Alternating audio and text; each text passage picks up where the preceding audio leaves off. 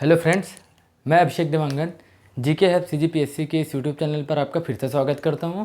आज की क्लास में हम छत्तीसगढ़ के कुछ अन्य पहाड़ियों को कवर करने वाले हैं, तो वीडियो में बने रहिएगा। चले देखते हैं, ठीक है।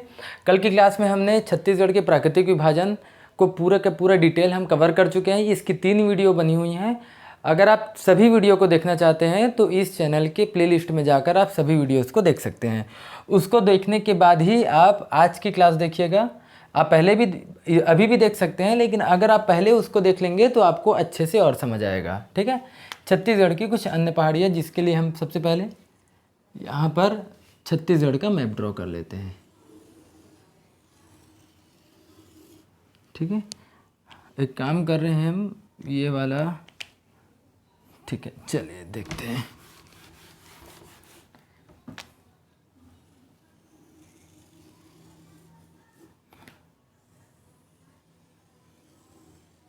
ठीक है, ये है मान लीजिए छत्तीसगढ़ का, ठीक। ये हो गया आपका कौन सा, बस्तर संभाग, ये हो गया सरगुजा, ये हो गया बिलासपुर, ये हो गया आपका कौन सा संभाग, दुर्ग संभाग, और ये है रायपुर संभाग, ठीक है। ये सभी को मैप बनाना सीख लीजिएगा। मैप आपको बनाने का तरीका मैं बता चुका हूँ, कैसे बनाना है मैप, ये सभी चीज़ हो चुका है, ठीक है। मैप अगर आपको और अच्छे से समझना है तो आप हमारी पुरानी वीडियोस को देख सकते हैं, वो आपको यूट्यूब में प्लेलिस्ट में हमारी मिल जाएगी, ठीक है।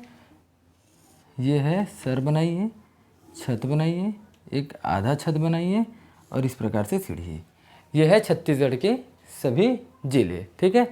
कौन कौन सा जिला हो जाएगा ये आप देख लीजिएगा। फिर से लिखेंगे तो पहाड़ी को लिखने में समस्या होगी, तो याद रखिए आप जिले समझते जाइए, मैं लिखते जाऊंगा। चलिए एक काम करते हैं, लिख देते हैं। ये वाला स्थान है, ये है कोरिया, यहाँ पर मिलेगा सूरजपुर, और ये वाला है बलरामपुर, ठीक है। ये वाला क्या है, बलरामपुर। ये वाला स्थान है रायगढ़, ये है कोरबा, और ये वाला है जांजगीर चांपा, ठीक। ये है आपका बिलासपुर, ये है जीपीएम, और ये है मुंगेली, ठीक। ये है कवर्धा, ये है राजनांदगांव, ये आपका है दुर्ग, ये है बेमेतरा, ठीक है। ये है बलौदा बाजार, ये वाला है रायपुर, महासमुंद, गरियाबंद, धमतरी, और ये वाला है बालोद। नीचे को बाद में देखेंगे, अभी इतना समझिए, ठीक। छत्तीसगढ़ की अन्य पहाड़ियों में आज हम सभी पहाड़ियों को कवर करने वाले हैं। तो मैं आपको बता चुका हूँ कोरिया में स्थित, याद रखिए बघेलखंड का हिस्सा क्या है, पूर्वी बघेलखंड का पठार। तो याद रखिए पूर्वी बघेलखंड का पठार, मैं आपको उस दिन भी बताया था, पूर्वी बघेलखंड पठार, ठीक है। इसका हिस्सा है, याद रखिएगा, इसका है हिस्सा है चांग बखार की पहाड़ी। क्या है, चांग बखार की पहाड़ी, याद रखिएगा, ठीक है। चांग बखार की पहाड़ी कहाँ मिलेगी, याद रखिए, ये है आपका कोरिया और सूरजपुर वाले क्षेत्र में। सर्वाधिक हिस्सा कहाँ होगा, सर्वाधिक होगा आपका कोरिया में। तो आप बोल सकते हैं कि चांग बखार की पहाड़ी ये कुछ इस प्रकार से है, चांग बखार की पहाड़ी। और इस चांग बखार की पहाड़ी का हिस्सा है, याद रखिएगा, देवगढ़ की पहाड़ी। इसका हिस्सा क्या है, देवगढ़ की पहाड़ी। और इसकी सबसे ऊंची चोटी है, जिसका नाम क्या है, देवगढ़ चोटी, और जिसकी ऊंचाई है 1033 मीटर। तो देवगढ़ की पहाड़ी याद रखिए, ये मिलेगा आपको। देवगढ़ की पहाड़ी कहाँ पर है, ये है कोरिया में है, सूरजपुर में है, याद रखिए। और कुछ हिस्सा इसका आता है, याद रखिए, कोरबा के आसपास, ठीक है। तो ये हो जाएगा आपका देवगढ़ की पहाड़ी। और देवगढ़ की पहाड़ी का हिस्सा है कैमूर पर्वत। देवगढ़ की पहाड़ी का हिस्सा क्या है, कैमूर पर्वत। और कैमूर पर्वत भी कहाँ मिलेगा आपको, कैमूर पर्वत भी मिलेगा इस तरफ कोरिया में। और इसी कैमूर पर्वत से ही किसका उद्गम होगा, याद रखिएगा, इसी कैमूर पर्वत से हसदेव नदी का उद्गम होगा। हसदेव नदी का क्या होगा, उद्गम होगा। तो याद रखिए, चांग बखार की पहाड़ी, देवगढ़ की पहाड़ी और कैमूर पर्वत, ये मोस्टली कहाँ पर है, ये है कोरिया में है। समझ आ रहा है। तो तीनों को आपको याद रखना है, कहाँ पर है, कौन से ज़िले में है बोला जाए तो कोरिया में है। याद रखिए अभी जो है अभी भरतपुर मनेंद्रगढ़ वाला नया जिला बना है, जिसमें अमृतधारा जो जलप्रपात बाद में पढ़ेंगे और रामदाह जो है ये सभी के सभी भरतपुर वाले क्षेत्र में आएंगे, लेकिन अभी हम उसको नहीं देख रहे हैं, अभी हम पहाड़ी वाला पढ़ रहे हैं, कवर कर रहे हैं टॉपिक को। तो चांग भकार की पहाड़ी, देवगढ़ की पहाड़ी और कैमूर पर्वत, ये सभी के सभी ज़्यादातर हिस्से इसका कहाँ पर है, कोरिया में है। ठीक है, उसके अलावा आपको कौन कौन से मिलेंगे, याद रखिए उसके अलावा यहाँ पर है, इसका नाम है मांझटोली की पहाड़ी। याद रखिएगा मांझटोली की पहाड़ी कहाँ पर स्थित है, कोरिया में है मांझटोली पहाड़ी। उसके अलावा याद रखिए यहाँ पर आपको मिलेगा ये वाला है देवसर की पहाड़ी, देवसर पहाड़ी, ये भी कहाँ पर है, ये भी मिलेगा कोरिया में। और उसके अलावा याद रखिए यहाँ पर मिलेगा आपको मैना पहाड़ी, नाम क्या है, मैना पहाड़ी। तो कोरिया में कितने याद रखना है आपको, चांग भकार पहाड़ी, देवगढ़ पहाड़ी, कैमूर पर्वत, देवसर की पहाड़ी, मांझटोली की पहाड़ी और है मैना पहाड़ी। ठीक है, याद रखिए 6 आपको याद रखना है। उसके अलावा एक स्थान है जो यहाँ पर मिलेगा आपको, ये वाला स्थान, और इस स्थान का नाम है, ये वाले स्थान का नाम है सीतामढ़ी हरचौका। नाम क्या है, सीतामढ़ी हरचौका। समझ लीजिए सीतामढ़ी हरचौका क्या है, जब राम भगवान को 14 वर्षों का वनवास हुआ था तो उस वनवास के दौरान वो छत्तीसगढ़ में भी रुके थे। तो जब छत्तीसगढ़ में रुके थे तो छत्तीसगढ़ के कौन से स्थान से वे छत्तीसगढ़ में प्रवेश किए थे। अगर ऐसा क्वेश्चन आया कि छत्तीसगढ़ के कौन से स्थान से वे छत्तीसगढ़ में प्रवेश किए थे, तो छत्तीसगढ़ का ये वाला क्षेत्र है, ये सीतामढ़ी हरचौका वाला क्षेत्र है जहाँ से वे कहाँ पर छत्तीसगढ़ में प्रवेश किए थे। तो याद रखिएगा अगर राम जी का प्रवेश द्वार किसको कहा जाए, बोला जाएगा तो वो है सीतामढ़ी हरचौका। ये आप लिखते जाइए, राम जी का प्रवेश द्वार किसको बोलेंगे, राम जी का प्रवेश द्वार बोलेंगे सीतामढ़ी हरचौका को। और चूँकि ये जिला कौन से ज़िले में है, ये कोरिया ज़िले में है, इसीलिए राम जी का प्रवेश द्वार कौन से ज़िलों को कहा जाएगा, तो याद रखिएगा कोरिया ज़िले को।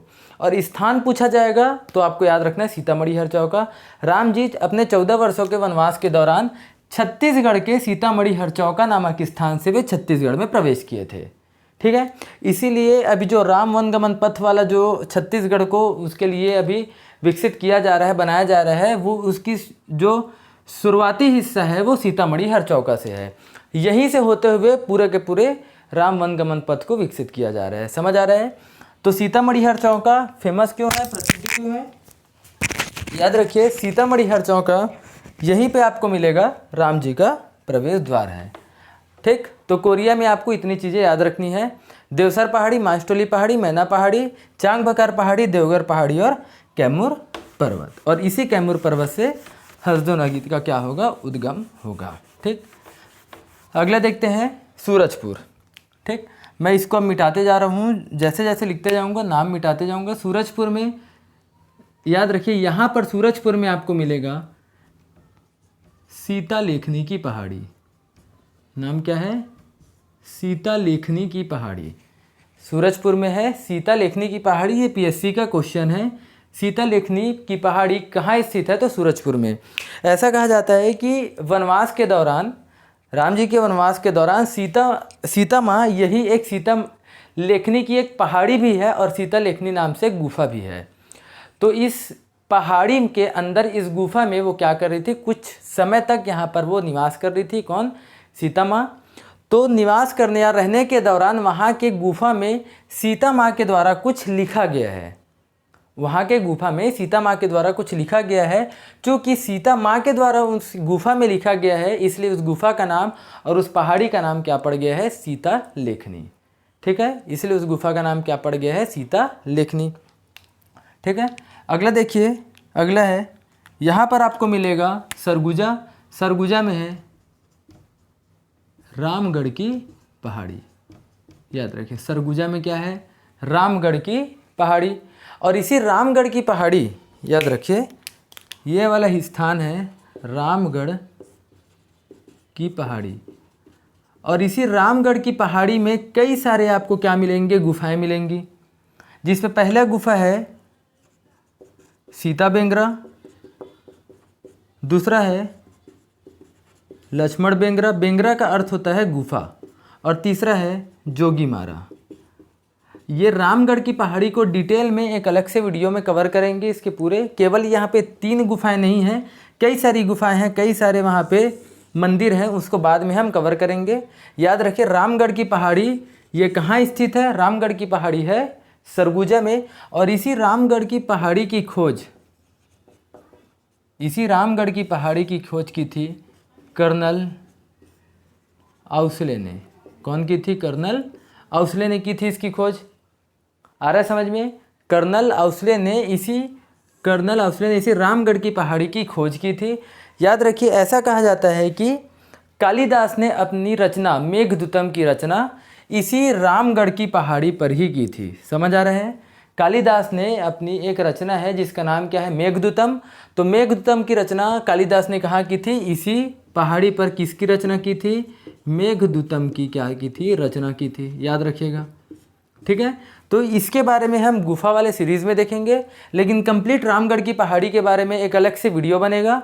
पूरा डिटेल आपको पढ़ना पड़ेगा रामगढ़ की पहाड़ी को। तो इतना अभी के लिए क्या याद रखना है? रामगढ़ की पहाड़ी कहाँ पर है? याद रखिए ये है सरगुजा में, जिसकी खोज किसने की थी? कर्नल आउसले ने की थी। और इसी रामगढ़ की पहाड़ी में कालिदास ने अपनी रचना मेघदूतम की रचना की। और इसी पहाड़ी में कई सारी गुफाएं हैं, जिसमें 3 रूप से प्रमुख है सीता बेंगरा, लक्ष्मण बेंगरा और जोगीमारा। बेंगरा का अर्थ होता है गुफा, ठीक है। इस सभी सीता बेंगरा, जोगीमारा, लक्ष्मण बेंगरा, इस सब को पढ़ने के लिए हम शॉर्ट में नहीं पढ़ सकते, इसको हमको डिटेल में पढ़ना पड़ेगा। तो डिटेल इसके लिए अलग से वीडियो बना दी जाएगी, ठीक है। चलिए, कल आपकी क्लास में बता चुका था कि यहाँ पर क्या है? पिंडरा लोरमी का पठार है, जो पंडरिया से मुंगेली लोरमी से होते हुए जीपीएम से होते हुए कटघोरा तक है। ये वाला बता दिया था, ठीक। तो यहाँ पर समझिए इसको, ये वाले स्थान से समझिए। ये है आपका कौन सा? पिंडरा लोरमी का पठार। ये क्या है? पिंडरा लोरमी का पठार। यही है पिंडरा लोरमी का पठार। पिंडरा लोरमी के पठार में ये वाला हिस्सा, या ये वाला क्या है? पंडरिया कवर्धा वाला क्षेत्र है। यहाँ तक का क्षेत्र क्या है? ये वाला है मुंगेली। ये वाला क्षेत्र क्या है? मुंगेली का है, ठीक। ये वाला क्षेत्र किसका है? ये है आपका मुंगेली का है, ठीक। और ये वाला क्षेत्र क्या है? ये आपको मिलेगा जीपीएम वाला। और ये क्या है? ये वाला, यहाँ तक आपको मिलेगा क्या? कोरबा, ठीक। 4 जिले हैं, कवर्धा, मुंगेली, जीपीएम और कोरबा। और कौन कौन से क्षेत्र में है?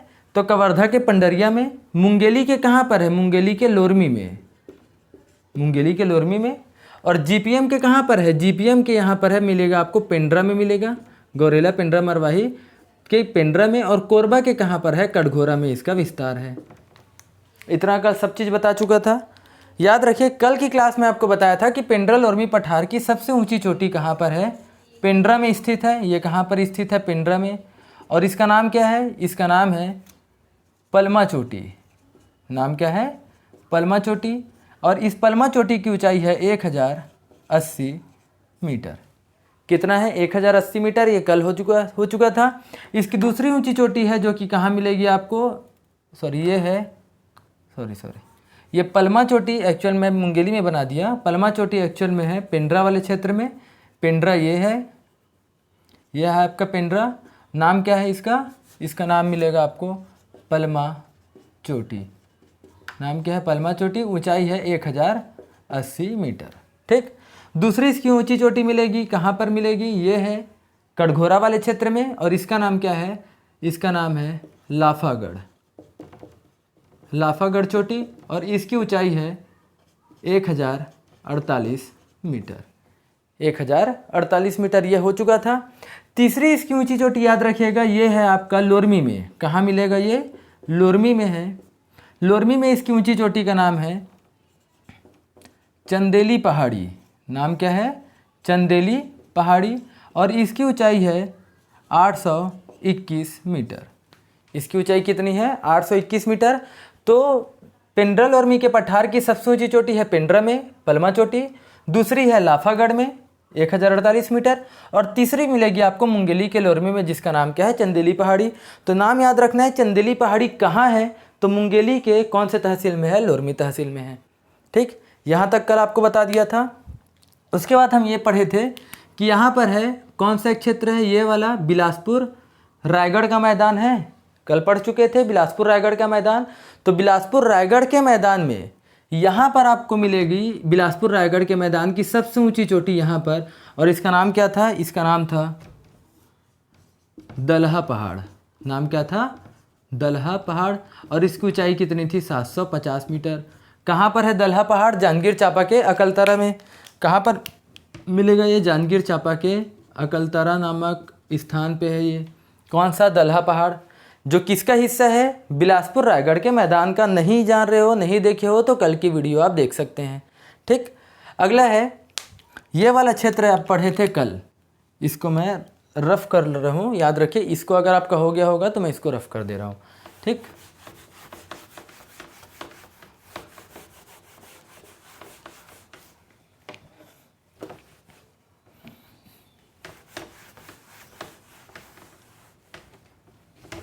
ठीक है। ये वाला भी पोर्शन मैं मिटा दे रहा हूँ। ये भी हमारा अभी वर्तमान में ये हो चुका है। कौन सा, पिंडरल उर्मी का पठार, आप समझ लिए हो अच्छे से। ठीक है, तो अब हम देख रहे हैं, अगला है मैकल श्रेणी। मैकल श्रेणी का विस्तार, जिसको पश्चिमी सीमांत उच्च भूमि बोलते हैं। जीपीएम से मुंगेली, मुंगेली से कवर्धा, कवर्धा से राजनांदगांव। और इसकी सबसे ऊंची चोटी क्या मिलेगी, कल पढ़ लिए थे। इसकी सबसे ऊंची चोटी है कहाँ, इसकी सबसे ऊंची चोटी आपको मिलेगी कहाँ पर, कवर्धा में। और इसका नाम क्या है, बदरगढ़। ठीक, 1176 मीटर। महानदी बेसिन की भी सबसे ऊंची चोटी है और मैकल श्रेणी की भी सबसे ऊंची चोटी है। याद रखिए, मैकल की अन्य चोटियों में और क्या क्या आ जाएगा, अन्य चोटियाँ किसकी, मैकल श्रेणी की अन्य चोटियाँ, जो कि आपको कवर्धा में ही मिलेगी। मैकल की अन्य चोटियाँ मैकल श्रेणी की, एक तो हो गया आपको अमरकंटक बदरगढ़ मिलेगा। दूसरा आपको मिलेगा अमरकंटक, जो कि मध्य प्रदेश में है। तो मैं जो आपको अन्य चोटियाँ बता रहा हूँ, ये आपको मिलेगा केवल और केवल छत्तीसगढ़ में। हमको मध्य प्रदेश से कोई मतलब नहीं है। तो अन्य चोटियों में याद रखिएगा, पहला है झाला पहाड़, दूसरा है कांदावनी पहाड़ी, दूसरा क्या है, कांदावनी पहाड़ी। और इसी कांदावनी पहाड़ी से ही हाप नदी का उद्गम होगा, लोरमी। ठीक है, तो पहला क्या, लोरमी बोल रहा हूँ आपका, हाँ, लोरमी से। ये याद रखिएगा, ये आपको मिलेगा मुंगेली वाले क्षेत्र में। अन्य चोटियों में पहला जाएगा झाला पहाड़, दूसरा जाएगा कांदावनी, तीसरा है याद रखिएगा लीलावनी। तीसरा क्या है, याद रखिए, तीसरा है लीलावनी। और चौथा याद रखिएगा, चौथा है देवसानी। तो इसी टाइप का देखिएगा, लास्ट में खत्म हो रहा है वनी, सानी, वनी। ये लगभग ये सब के सब किसकी अन्य चोटियाँ हो जाएंगी, मैकल श्रेणी की। तो इतना आप पढ़ना है तो पढ़ लीजिएगा। बाकी आपको याद क्या रखना है कि मैकल श्रेणी की सबसे ऊंची चोटी क्या है, बदरगढ़, जो कहाँ पर स्थित है, जो है कवर्धा में स्थित है। याद रखिए इसको, कवर्धा को याद रखना है आपको। और बदरगढ़ महानदी बेसिन या छत्तीसगढ़ के मैदान की भी सबसे ऊँची चोटी है। ठीक है, अगला आप देख रहे हैं, तो मैं आपको कल बताया था कि यहाँ पर ये रामगढ़ की पहाड़ी, इसको भी मिटा रहा हूँ। आप लिखते जाइएगा, मैं मिटाते जा रहा हूँ, स्पेस नहीं है यहाँ पर। ठीक, रामगढ़ की पहाड़ी के अलावा कल मैं आपको बताया था छुरी मतरिंगा की पहाड़ी। यह वाला स्थान है छुरी मतरिंगा की पहाड़ी। छुरी मतरिंगा की पहाड़ी है, मतरिंगा पहाड़ी। इसका विस्तार कहाँ कहाँ पर हो जाएगा, देखिए, सरगुजा में है, कोरबा में है और रायगढ़ में है। ये कल सभी चीज़ हो चुका था, इसको आप देख लेना। ठीक है, अगला आएंगे आप तो मिलेगा बलौदा बाज़ार। बलौदा बाज़ार में आएंगे तो यहाँ पर मिलेगा, बलौदा बाज़ार में इस पहाड़ी का नाम है छाता पहाड़ी। नाम क्या है, छाता पहाड़ी।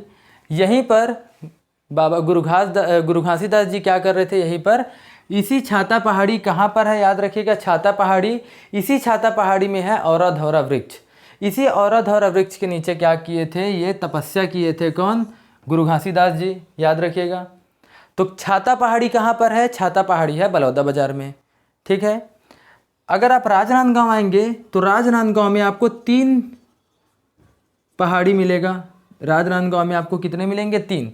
पहला है डोंगरगढ़ की पहाड़ी, पहला क्या है, डोंगरगढ़ पहाड़ी। और इसकी ऊंचाई कितनी है, कल बताया था 704 मीटर। दूसरा आपको मिलेगा, याद रखिए, दूसरा है कुलझारी पहाड़ी। नाम क्या है दूसरा, कुलझारी पहाड़ी।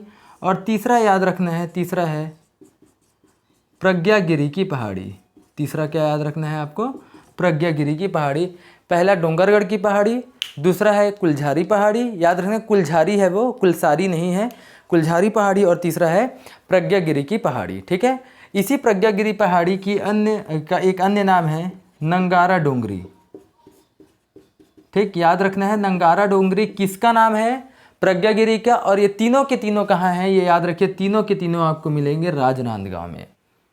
तो राजनांदगांव में डोंगरगढ़ पहाड़ी, कुलझारी पहाड़ी, प्रज्ञागिरी पहाड़ी, और प्रज्ञागिरी का ही अन्य नाम है नंगारा डोंगरी। बालोद आएंगे यहाँ पर, तो बालोद में कल भी बता चुका था, यहाँ पर एक पहाड़ी है और इस पहाड़ी का नाम क्या है, यहाँ पर दल्ली राजहरा। दल्ली राजहरा, और इसकी ऊंचाई है 700 मीटर। दल्ली राजहरा कहाँ पर है, बालोद में है, जिसकी ऊंचाई कितनी है, 700 मीटर। आ रहा समझ में। ठीक, तो कुछ इस प्रकार के से अगर आप जमाते जाएंगे तो जीपीएम वाला हिस्सा हो गया है, याद रखिएगा। ठीक, जांजगीर चांपा वाला हो गया है दल्हा पहाड़। ठीक है, बिलासपुर वाले में ज़्यादातर कुछ पहाड़ी ऐसा है नहीं, याद रखिए। और अगर आप जशपुर सामरी पाठ प्रदेश वाली बात कर रहे हैं तो जशपुर सामरी पाठ प्रदेश वाले क्षेत्र को मैं आपको बता चुका हूँ, जिसमें से यहाँ पर आ जाएगा, देखिए पुराना वीडियो देख सकते हैं, मैन पाठ, जारंग पाठ, लहसन पाठ, सामरी पाठ और जमीर पाठ। उसके नीचे यहाँ पर मिलेगा आपको जशपुर पाठ, और यहाँ पे पंडरा पाठ, और उसके नीचे मिलेगा जशपुर पाठ। ये आप एक अलग से वीडियो इसकी बनी हुई है, तो आज यहाँ पर हम उसको नहीं समझा सकते। ठीक है, इतना समझ आया। अगर आप गरियाबंद में आएंगे तो गरियाबंद में यहाँ पर मिलेगा नरियर पानी, नरियर पानी पहाड़ी। नाम क्या है, गरियाबंद में ये वाला स्थान गरियाबंद है, नरियर पानी पहाड़ी। और नरियर पानी पहाड़ी के ऊपर यहाँ पर आपको मिलेगा, जिसका नाम है भात्रीगढ़ की पहाड़ी। इसी भात्रीगढ़ की पहाड़ी से ही पैरी नदी का क्या होता है, उद्गम होगा। नदी वाले चैप्टर में पढ़ेंगे। तो भात्रीगढ़ की पहाड़ी और नरियर पानी पहाड़ी ये दोनों कहाँ पर है, गरियाबंद में है। ठीक है, धमतरी आएंगे तो यहाँ पर आपको मिलेगा सिहावा पर्वत। क्या मिलेगा, सिहावा पर्वत। ठीक, इसी सिहावा पर्वत से ही याद रखिएगा किसका महानदी का उद्गम होगा, इसको मैं मिटा रहा हूँ। इसी सिहावा पर्वत से ही कौन सी नदी का उद्गम होगा, इसी सिहावा पर्वत से ही आपका महानदी का उद्गम होगा। कौन से ऋषि यहाँ पर रहते थे, पढ़े होगे बार बार, श्रृंगी ऋषि का आश्रम था कहाँ पर, सिहावा पर्वत में। और इसी पर से महानदी का क्या होगा, उद्गम होता है। इसके पीछे की एक जनश्रुति यह है कि कुछ समय पहले लगभग सिहावा में, याद रखिएगा, इसी सिहावा पर्वत में एक ऋषि रहते थे जिसका नाम था श्रृंगी ऋषि। नाम क्या था, श्रृंगी ऋषि। श्रृंगी ऋषि के अलावा अन्य कई सारे यहाँ पर ऋषि रहते थे। एक समय ऐसा आया कि जब ये सभी के सभी ऋषियाँ क्या करने लगे, ये प्रयाग स्नान करने के लिए जाने लगे। वहाँ पर कुंभ का मेला लगा था, तो उसी कुंभ के मेले में सभी ऋषि क्या करने लगे, प्रयाग जाने लगे। प्रयागराज, जिसको अब अभी प्रयागराज के नाम से जान रहे हैं। ठीक है, तो याद रखिए, इसी जब सभी के सभी जब ऋषि जा रहे थे, उस समय श्रृंगी ऋषि थे, ये क्या थे, तपस्या कर रहे थे। यही श्रृंगी ऋषि क्या कर रहे थे, ये तपस्या में लीन थे। ठीक, तो अन्य ऋषियों ने ये सोचा कि इनको तपस्या से, जो तपस्या कर रहे हैं ये, तो इनको इनकी तपस्या को भंग करे बगैर ही हम कहाँ चले जाते हैं, हम प्रयाग चले जा रहे हैं। तो जैसे ही सभी ऋषि प्रयाग से गंगा स्नान करके वापस आते हैं, तो अपने, याद रखिएगा, अपने साथ गंगा जल लेकर आते हैं। अपने साथ कमंडल में गंगा जल लेकर आते हैं। और आने के बाद ये देखते हैं कि श्रृंगी ऋषि अभी भी क्या कर रहे हैं, अभी भी तपस्या में लीन हैं।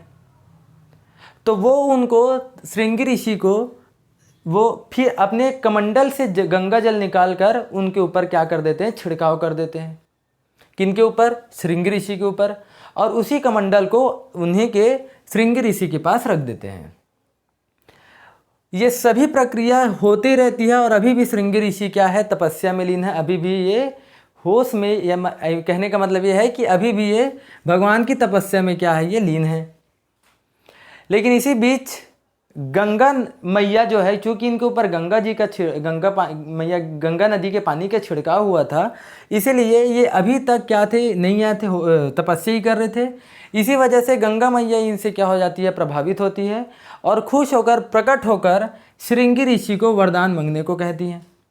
इनके बोलने के बावजूद भी श्रृंगी ऋषि जो है अभी भी उनकी तपस्या भंग नहीं होती, जिससे गंगा मैया क्या हो जाती है, क्रोधित हो जाती है। और गंगा मैया, याद रखिएगा, ये वाला स्थान जैसे है आपका छत्तीसगढ़, ये वाला स्थान है आपका छत्तीसगढ़। गंगा मैया यहाँ से पर्वतों के बीच से, पर्वतों से फट कर, पर्वतों के बीच को पूरे के पूरे फट कर ये क्या हो जाती है, ये पूर्व की ओर बहना शुरू कर देती है। समझ आ रहा है मैं क्या बोल रहा हूँ? गंगा मैया क्रोधित होकर पर्वतों को फाड़ कर यहाँ से बहना शुरू कर देती है। कहाँ पर? पूर्व की ओर। क्या नाम है? गंगा मैया जो है, गंगा नदी यहाँ से बहना शुरू कर देती है।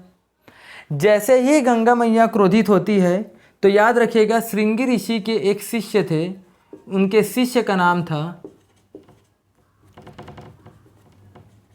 महानद बाबा। उनके शिष्य का क्या नाम था? महानद बाबा। तो गंगा मैया जैसे क्रोधित होती है, वो पूर्व की ओर बहने लगती है, वैसे ही महानद बाबा आते हैं और वो आसपास आग जलाकर इनकी तपस्या को भंग करने की कोशिश करते हैं, श्रृंगी ऋषि की, और वो इसमें कामयाबी, मतलब सफल भी हो जाते हैं। जैसे ही वो उनकी तपस्या को भंग करते हैं, वैसे ही श्रृंगी ऋषि जो है उनके गुस्से से, उनकी क्रोध से महानद जो है वो क्या हो जाते हैं, जल कर भस्म हो जाते हैं। महानद जो है वो, उनका शिष्य जो है वो जलकर भस्म हो जा रहे हैं।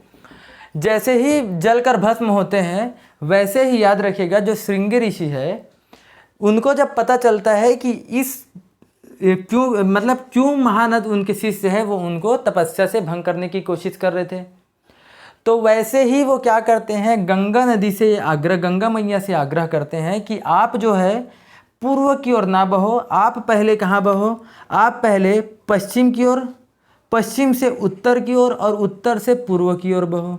समझ आ रहा है?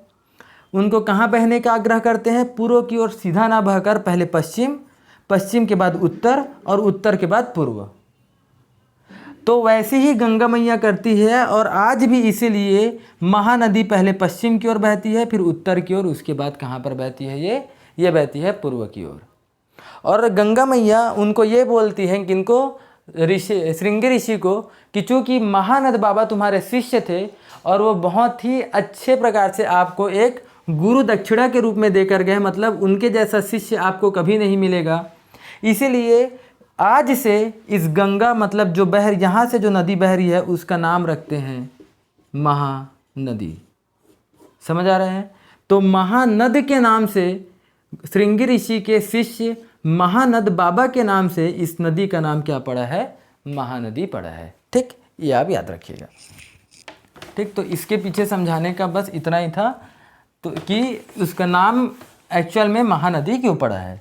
ठीक, नदी वाले चैप्टर में आपको बताया जाता है, लेकिन आप सुन लो, उस समय अब हमको डबल इसको नहीं बताएंगे। ठीक है, ये हो गया। आप नीचे वाले क्षेत्र में आएंगे तो याद रखिएगा, सबसे पहले आपको मिलेगा नारायणपुर वाला क्षेत्र, ये सॉरी कांकेर वाला क्षेत्र देख लीजिए, ये क्या है? कांकेर है। तो कांकेर में आपको 3 पहाड़ियाँ मिलेंगी। कांकेर में कितनी पहाड़ियाँ हैं? 3 पहाड़ियाँ हैं। सबसे पहले याद रखिए, कांकेर में आपको मिलेगा गढ़िया पहाड़। क्या है? गढ़िया पहाड़। दूसरा आपको मिलेगा आरी डोंगर। डोंगर मतलब अभी आपको बताया था मैं, डोंगर का मतलब होता है पहाड़ी या पहाड़। आरी डोंगर याद रखिएगा कांकेर में है, और महासमुंद में कल आपको बताया था, महासमुंद में है धारी डोंगर, और धारी डोंगर को ही क्या कहा जाता है? शिशुपाल कहा जाता है, और इसकी ऊंचाई है 899 मीटर। ये सब हो चुका है। तो धारी डोंगर है महासमुंद में, लेकिन आरी डोंगर कहाँ मिलेगा? आरी डोंगर मिलेगा आपको कांकेर में। और इसके अलावा यहाँ पर एक है रावाघाट पहाड़ी या रावघाट पहाड़ी।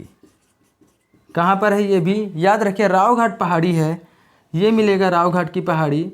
मैक्सिमम हिस्सा इसका है कहाँ? कांकेर में, और कुछ हिस्सा आपको मिलेगा नारायणपुर में। ठीक, तो रावघाट की पहाड़ी कहाँ पर है? कांकेर। कांकेर के अलावा प्लस ये मिलेगा आपको नारायणपुर में। ठीक है, तो कांकेर में कितनी याद रखनी है आपको? गड़िया पहाड़, आरी डोंगर और रावघाट की पहाड़ी। समझ आ रहा है? उसके नीचे आएंगे तो ये है नारायणपुर। यह वाला हिस्सा क्या है? नारायणपुर। नारायणपुर में आप आएंगे तो नारायणपुर में यहाँ पर आपको मिलेगा, याद रखिएगा, इस पहाड़ी का नाम है छोटे डोंगर। पहाड़ी का नाम क्या है? छोटे डोंगर। और ये वाला स्थान है कोंडागांव। कोंडागांव में यहाँ पर आएंगे तो यहाँ पर मिलेगा आपको बड़े डोंगर। इंपॉर्टेंट है, दोनों याद रखिएगा। कोंडागांव में यहाँ पर क्या है आपको, कोंडागांव में बड़े डोंगर है और नारायणपुर में क्या मिलेगा आपको? छोटे डोंगर मिलेगा। ठीक। और इसी नारायणपुर में ही कल देख लिए थे अबूझमाड़ की पहाड़ी, कल का वीडियो देख लीजिएगा। और याद रखिए इसी में ही यहाँ पर जहाँ पर बड़े डोंगर है वही आसपास ऊपर में आपको मिलेगा केशकाल घाटी। ठीक है, तेलिन घाटी भी बोलते हैं। यहाँ पर तेलिन माता का मंदिर है, इसीलिए इस घाटी का नाम और क्या पड़ा है? केशकाल घाटी। तो केशकाल घाटी क्या है? याद रख, कहाँ है केशकाल घाटी? याद रखिएगा यह है कोंडागांव में। घाटियों वाले सीरीज़ में इसको अच्छे से अभी सुन लीजिए। जब इसको घाटी को अलग से अगले क्लास में पढ़ेंगे, पूरी की पूरी अलग से घाटी की सीरीज़ आएगी। तो केशकाल घाटी याद रखिएगा, ये कहाँ पर है? ये है कोंडागांव में है। और इसी केशकाल घाटी को ही याद रखिए, चूँकि यहाँ से यहाँ आपको प्रवेश करना है तो नेशनल हाईवे जो है वो 30 जो है वो यहीं से होकर गुजरी है, केशकाल घाटी से ही। और इसी नेशनल हाईवे में आपको जैसे जैसे आप ऊपर आते जाएंगे, यहाँ से ऊपर आते जाएंगे, इसी केशकाल घाटी में आपको 12 मोड़ मिलेंगे कुछ इस प्रकार ऐसे। ठीक है, तो इसीलिए केशकाल घाटी से होकर ही आप कहाँ जाएंगे? बस्तर। केशकाल घाटी से होकर ही बस्तर जाएंगे। यह वाला स्थान है केशकाल घाटी का। इसीलिए बस्तर का प्रवेश द्वार किसको कहा जाता है? केशकाल घाटी को। और यहाँ पर कितने मोड़ है? तो केशकाल घाटी में याद रखिएगा 12 मोड़ है। ठीक, तो केशकाल घाटी में क्या क्या याद रखना है? केशकाल घाटी का अन्य नाम क्या है? केशकाल घाटी का अन्य नाम है तेलिन घाट। क्यों? क्योंकि यहाँ पर तेलिन माता का मंदिर है। और यहाँ पर याद रखिएगा ये कहाँ पर स्थित है? कोंडागांव में। और इसी को क्या कहा जाता है? बस्तर का प्रवेश द्वार। और बस्तर का प्रवेश द्वार के अलावा याद रखिए यहाँ पर कितने मोड़ है? अगर क्वेश्चन है तो यहाँ पर 12 मोड़ है। ठीक है, नीचे आएंगे इस तरफ तो याद रखिए ये वाला स्थान है बीजापुर। ये क्या है? बीजापुर। तो बीजापुर में भी आपको कई अलग अलग पहाड़ियाँ मिलेंगी। तो पहला है बीजापुर में है, याद रखिएगा, अलबका पहाड़ी। नाम क्या है पहला? अलबका पहाड़ी। दूसरा याद रखिएगा बीजापुर में है, दूसरा है नडापल्ली की पहाड़ी। क्या है? नडापल्ली पहाड़ी। ठीक, तीसरा याद रखिएगा यहाँ पर मिलेगा लंका पहाड़ी।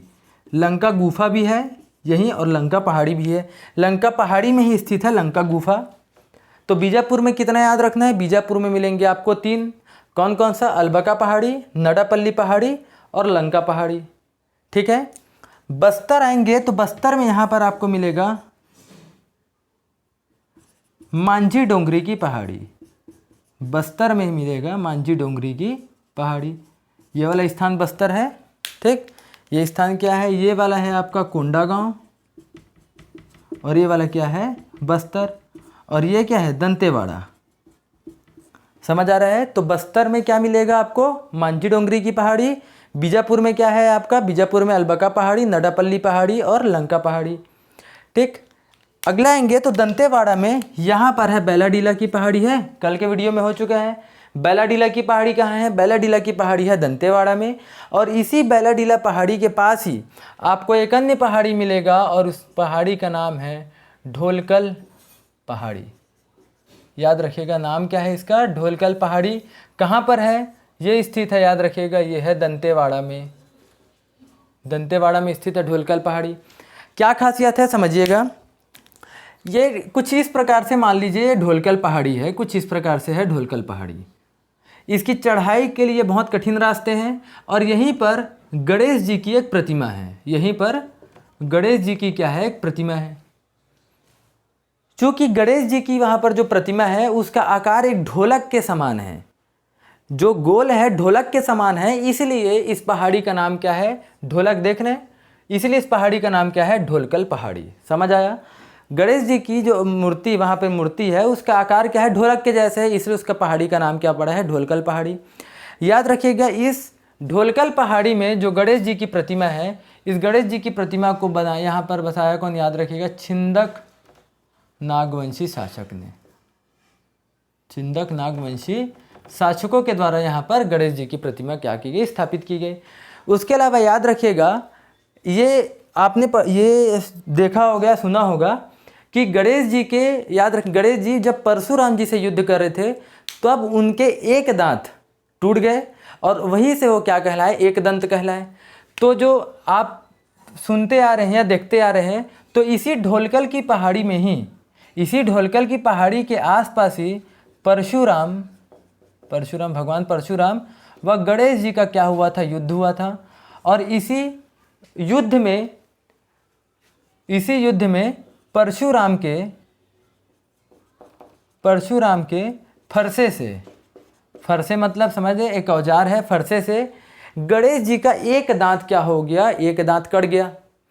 चूँकि इनके फरसे से गणेश जी का एक दांत कटा है, इसीलिए इस गांव का नाम है, याद रखिएगा, इसलिए इस गांव का नाम पड़ा है फरसपाल। ठीक है, तो फरसपाल में ही स्थित है ढोलकल पहाड़ी, ये गांव है, याद रखिएगा। क्यों पड़ा है, उनके फरसे से टूटा गणेश जी का दांत, इसलिए उस गांव का नाम क्या पड़ा, फरसपाल। और इसी फरसपाल नामक गांव में ही ढोलकल पहाड़ी है और ढोलकल पहाड़ी में ही स्थित है गणेश जी की प्रतिमा। और ढोलकल पहाड़ी नाम इसलिए पड़ा है क्योंकि गणेश जी की प्रतिमा वहाँ पर जो स्थापित है उसका आकार क्या है, ढोलक के जैसे है। आ रहा समझ में इतना। ये था कुछ अन्य, अगर आपको याद रखना है तो याद रख लीजिए। जैसे कोरबा में आपको मिलेगा फुटका पहाड़ी, जैसे कोरबा वाले क्षेत्र में आपको क्या मिलेगा, फुटका पहाड़ी। बाकी अन्य जो छोटी मोटी पहाड़ियाँ हैं उसको हम अभी कवर नहीं करेंगे, जब नदी वाले चैप्टर में करेंगे तब उसको देख लेंगे। जैसे पाना बरस की पहाड़ी है, कहाँ पर, जैसे लिखना चाहो तो लिख लो, राजनांदगांव में ही आपको मिलेगा पाना बरस की पहाड़ी। पाना बरस पहाड़ी कहाँ है, राजनांदगांव में है, ये वाला है राजनांदगांव में। ठीक है, राजनांदगांव में ही आपको मिलेगा चितवा डोंगरी।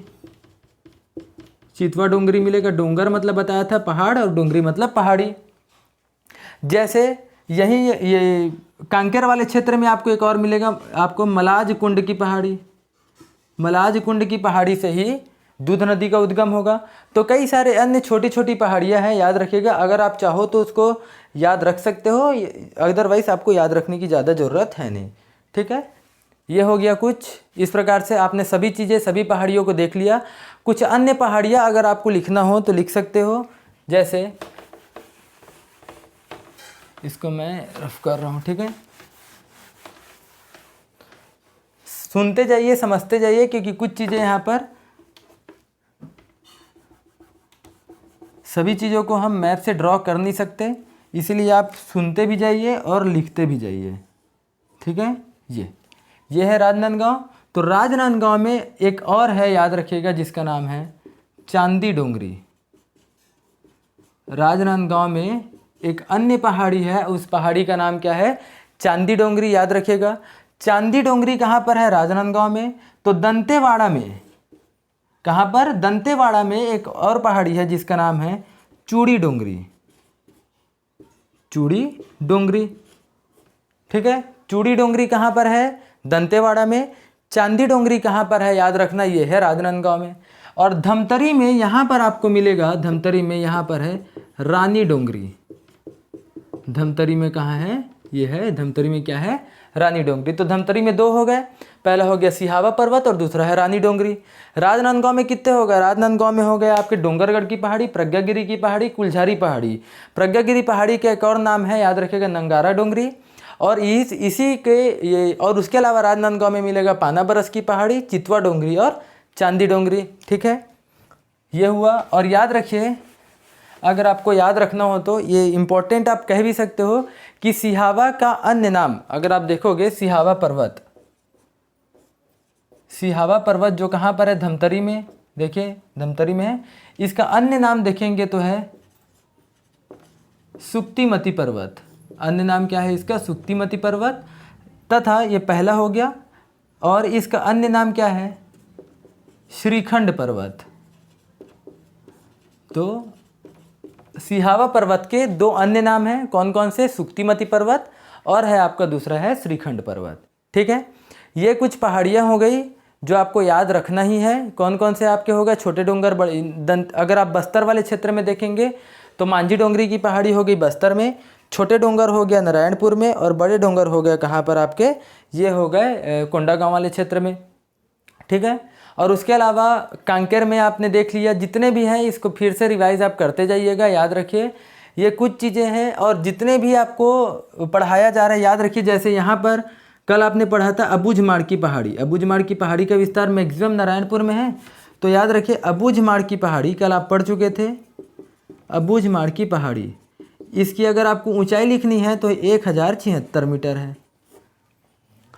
जितने भी बता रहा हूँ पहाड़ी, उसकी ऊंचाई याद रखनी है। जैसे गौरलाटा कहाँ पर है, बलरामपुर, ऊंचाई 1225 मीटर।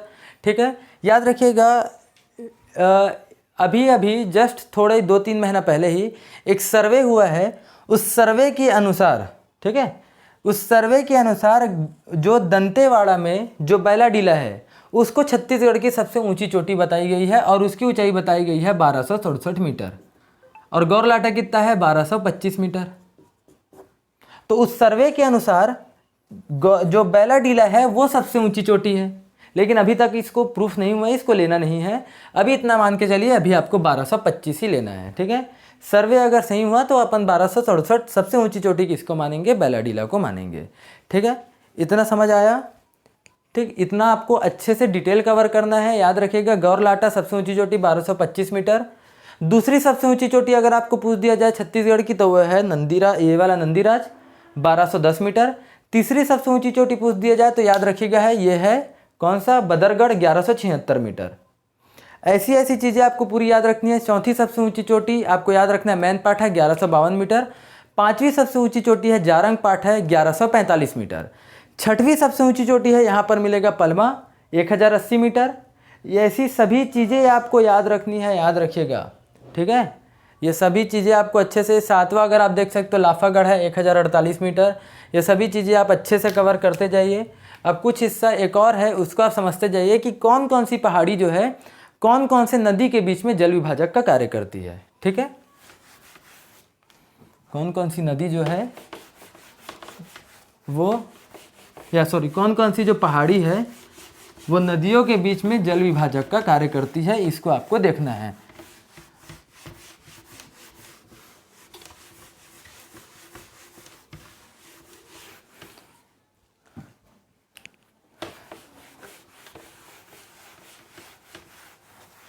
ठीक, फिर से ड्रॉ कर लीजिए आप मैप को छत्तीसगढ़ का। कुछ हिस्सा ही हम देखेंगे, ज़्यादा नहीं देखना है।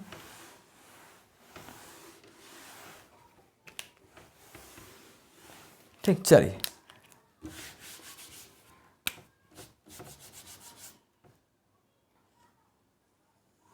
जैसे ये वाले स्थान हम देख रहे हैं, ये छत्तीसगढ़ का, ये कुछ इस प्रकार है।